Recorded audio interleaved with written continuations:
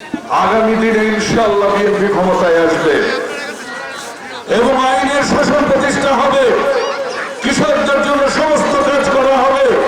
আমি ফজলে হুদা যদি কোনোদিনও দায়িত্ব পাই, আমি এটাকে ক্ষমতা বলি না, আমি বলি দায়িত্ব। যদি আল্লাহ কোনোদিনও এলাকার দায়িত্ব দেয়, এই এলাকার কোন হাটে কোন কৃষককে তার শস্য বিক্রি করতে কোনো খাজনা দিতে হবে না।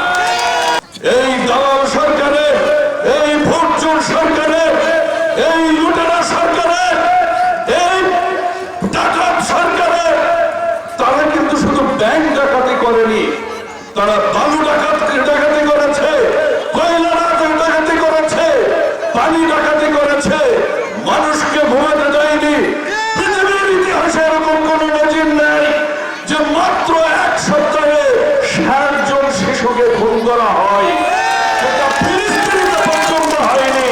জাতিসংঘের রিপোর্টে উঠে এসেছে এই ২৪-এর আন্দোলনে পৃথিবীর সর্বোচ্চ শিশু মারা গেছে বাংলাদেশে, ৬০ জন শিশু মারা গেছে।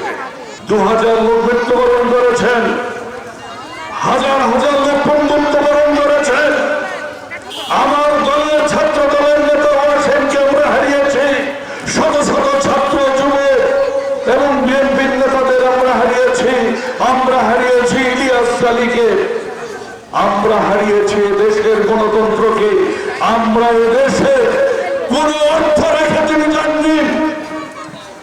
যে অর্থ চুরি করে নিয়ে গেছে, সে অর্থ দিয়ে নাকি ৯৫টা পদ্মা সেতু বানানো যায়।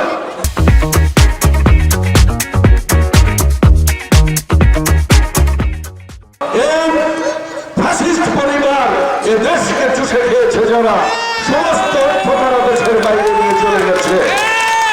প্রিয় বন্ধুরা, আওয়ামী লীগের কথা বললে তো আরব্য রজনীর মতো ৭ রাত ৭ দিন কথা বলা যাবে। এই কাঁঠাল রানী শিশুদের নিস্তার দেয়নি, এই কাঁঠাল রানী প্রতি মহিলাদেরকেও নিস্তার দেয়নি, বৃদ্ধ মাকে নিস্তার দেয়নি।